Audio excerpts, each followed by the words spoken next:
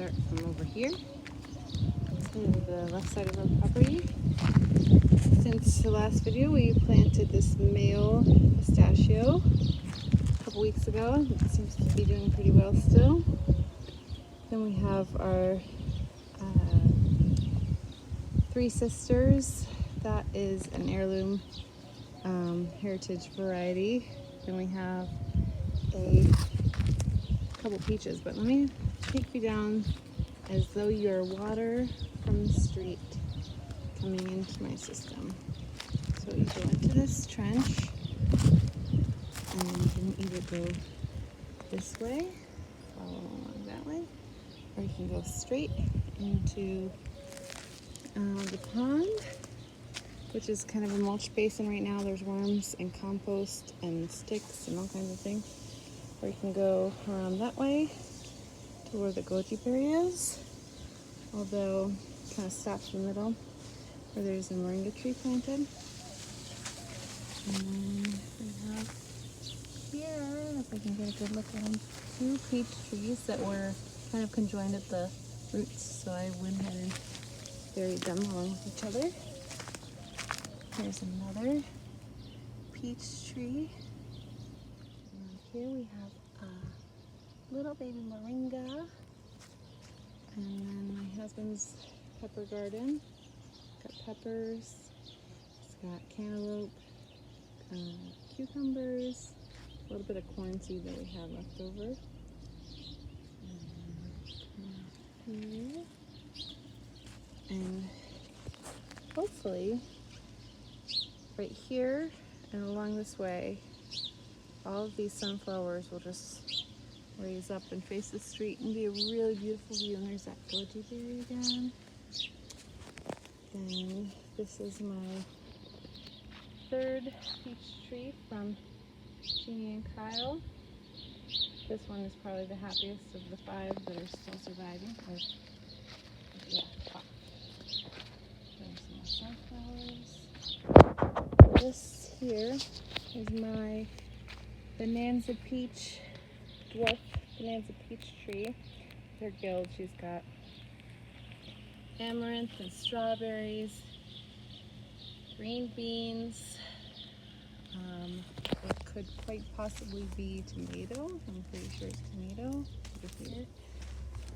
And then there's some sage and some comfrey, my worm tower, a marigold in there you can see. She's kind of hiding behind the amaranth. She seems really happy there though. And I think she's doing well being shaded by the sun there. And here we have, going back up front, we have another apple tree, some more corn, some the sunflower is almost as tall, where's my finger, almost as tall as the apple tree. It's starting to open up. I may be a little thirsty. She's looking a little sad. There's some water today. It's also at the end of the day, so everything's looking a little sad. Needing watering again. This is one of my Three Sisters beds. And this is the second one. And this is the female pistachio with some purslane and maybe either a Mexican bird of paradise or a volunteer mesquite, I'm not sure. Then we come along here, we've got another Three Sisters bed, and then some very tall sunflowers, Three Sisters, and then hiding back here is an apple tree in the middle of all of that. And a sunflower teeming with ants. And some ice plant that just will not stop. And then we're hoping to plant in front of this shed. There's a blackberry, and we're hoping to have berries all throughout here next year. And coming over to the other side of the front of the yard, I accidentally pulled off. I was lifting another pumpkin, and this pumpkin decided to come with it, and the vine snapped off, and I was really sad about it, but I'll live. It won't, but I will. So these two are the poplars. This one's looking a little sad. I haven't watered either one of them. This one is doing amazing. This one is doing okay. And these three hand watered, but I've put some mulch down for it, so hopefully it will start soaking in the water that is given to it. There's a zinnia, bachelor button, some borage. Next slide. Don't touch it up. It's borage. This is an apricot tree from Jeannie and Kyle also, and then it's got ryegrass growing, so I just let the ryegrass go through. And there's a second, what I believe is apricot tree, although this one has much larger leaves than the one over here. So this one's got tiny, tiny little leaves, and the other one has leaves that are much larger. Then I'll follow through over here. There's like a little pumpkin vine growing towards me. Some more sunflowers. This is my dwarf Granny Smith apple. And I've put this cardboard down to cover my irrigation going to the other apple tree, which is my saddest little apple tree. I just finally hooked up irrigation to it. I was hand watering it before, but hopefully now she'll get a little bit more drink. I gotta put some in her deep water tube as well. This is my pile of to chip. And it's not 110 degrees, hopefully. Here's some more peppers, some bell peppers, green bell peppers, which Daisy adores. And I'm gonna walk through this bird of paradise, Mexican bird of paradise, which we have quite a lot of. And oops, that hurt. Oh no. There's some strawberries going there. You can see we got a lot earlier, later last month and earlier this month, but they've kind of slowed down quite substantially. So,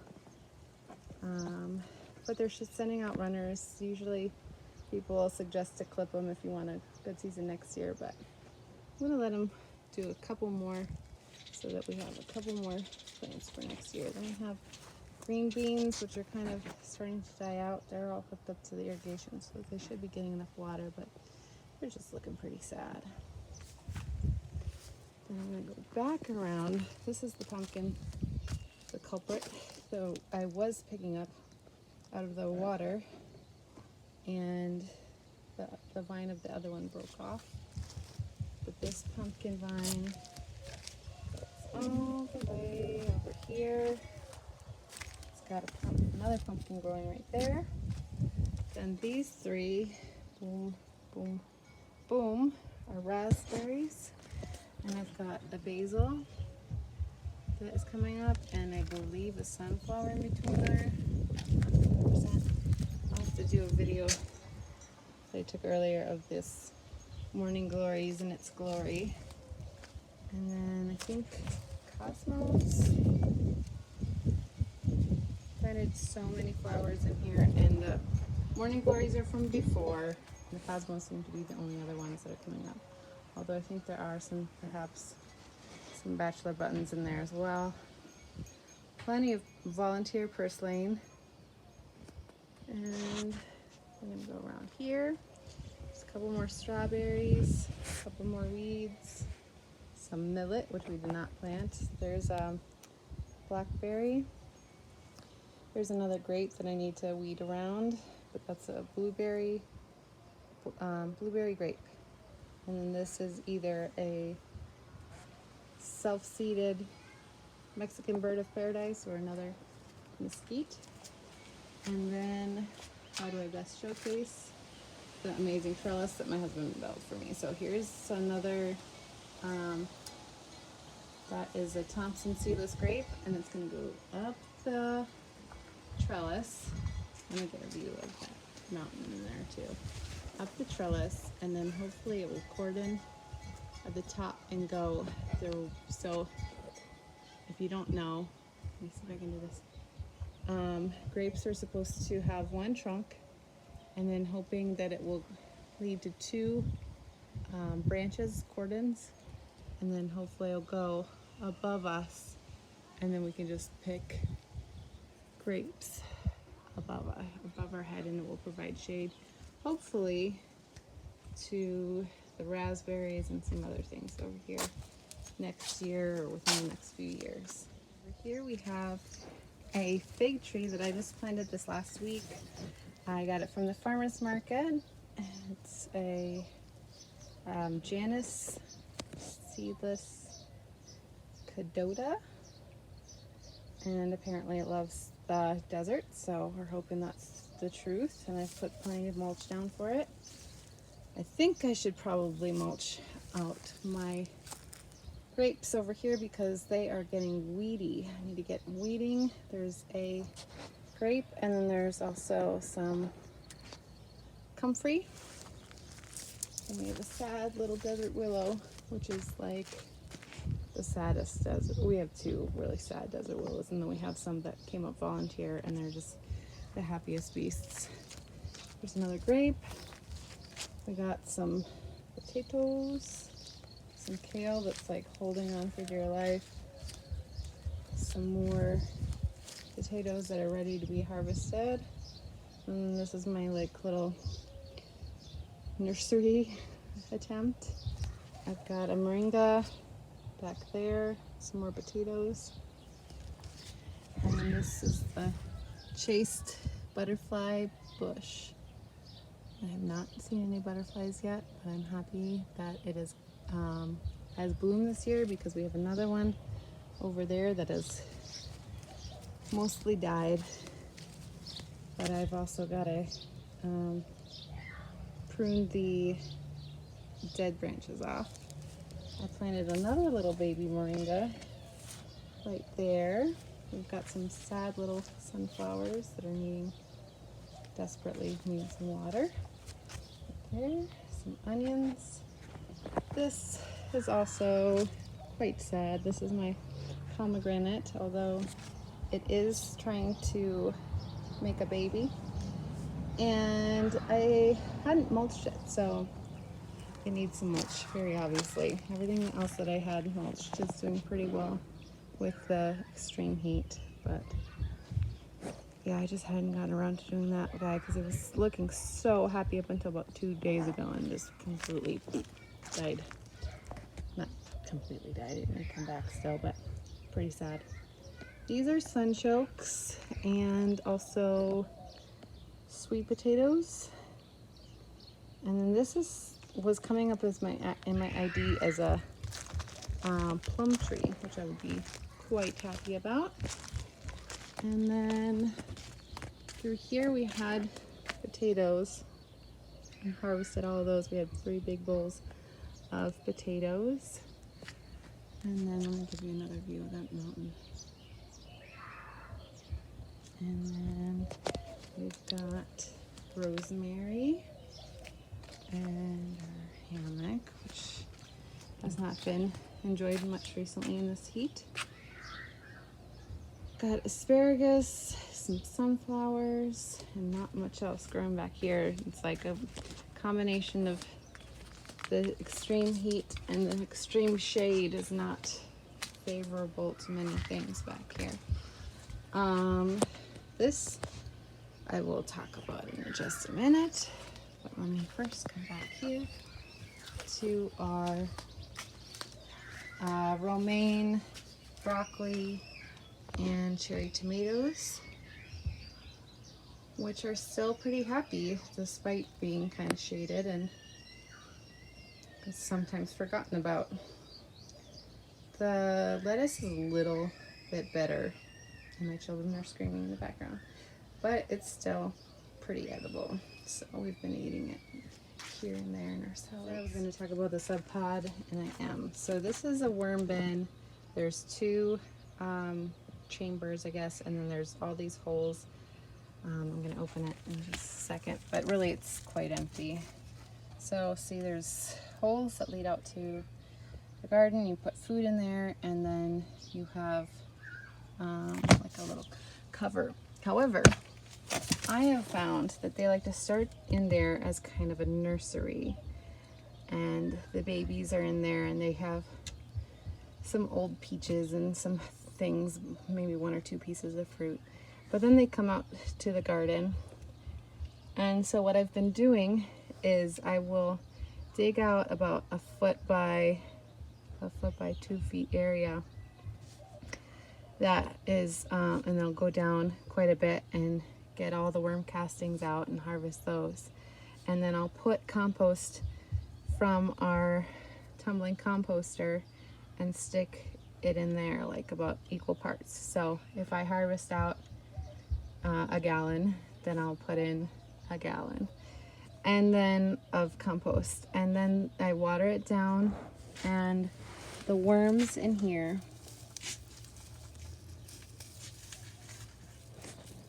are so fat and happy, and they're gonna, there's a little guy, they're gonna hide. Where's the little guy? Hi. They're gonna hide now that I'm coming for them. But the other day I dug my hand in here and I had a humongous, let me get that plastic out, that's from a pineapple. I had a humongous handful of worms, and I just harvested a bunch of compost, and basically the top inch was just mulch, but everything else underneath was straight compost. So already in this last week or so, all the worms ate the compost and pooed out this beautiful black gold. I'm gonna try to find some worms, and they're doing a really good job of hiding today. Oh, there we go. So like I said, they seem to tend to make the bin more of a nursery. That's where they have all the babies are, and it's also kind of got some roaches and some other pill bugs and other life living there too, so it gets to be a little bit crowded in there. But then it seems like they come out here to enjoy the buried compost. And these are actually really small. I was just forgetting that I had brought up many of the larger ones out to the front yard to put in that pond. But look at this. This is amazing. This is the desert. Like this is a little bit of old kitchen scraps that you water it daily. I had about a pound of worms in there, and now I use it in the rest of the garden, and my plants are seeming to really be enjoying. Oh, I have this big pineapple. So this is the top of a pineapple. They really get into in between. Sometimes you'll find them really deep in the fibers of the leaves and things. So they really seem to enjoy them. Everything. I don't leave any, I mean, I don't put meats or oils or dairy, you know, the things that are commonly kind of advised to leave out for worms. But we put garlic in, we put citrus in, we put some spicy things in as well, and they just eat it all up. And whatever they don't eat sometimes reseeds itself or becomes food, kind of for the plant in a more slow fashion. So this was a bunch of eggshells. My mom's a baker, so we don't always have a ton of eggshells. Yeah, I'm just really proud of this part because once I figured out that they kind of move in here, and they'll probably move back in the winter because it's okay temperature in here right now, especially when after it's been watered. It's cooler, much cooler than the ambient air. But it's been really fun to see what food and water can turn into with the help of these guys, these worms. Anyway, that's my little worm tour and garden tour. If you ever have any questions or comments, please feel free to leave them below, and hopefully I can answer them for you.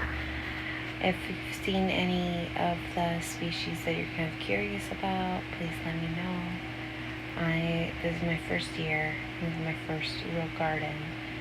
So it's really exciting to see it all grow, the birds come through, and all the bugs and all the life that's happening now in this garden.